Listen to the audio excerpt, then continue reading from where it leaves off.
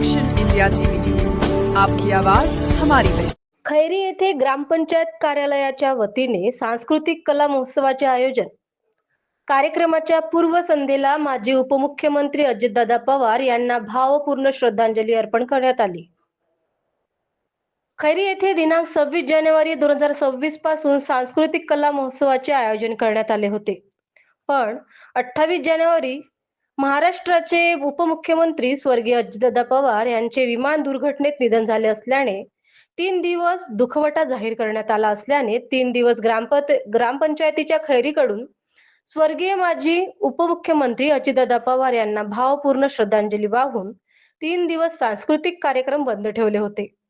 नंतर दिनांक 2 फेब्रुवारी रोजी पुन्हा ग्रामपंचायत कार्यालय खैरी व सर्व ग्रामस्थांच्या वतीने माजी उपमुख्यमंत्री स्वर्गीय अजितदादा पवार यांना भावपूर्ण श्रद्धांजली अर्पण करून 3 दिवस प्रलंबित असलेल्या सांस्कृतिक कार्यक्रमात सुरळीत सुरू करण्यात आले।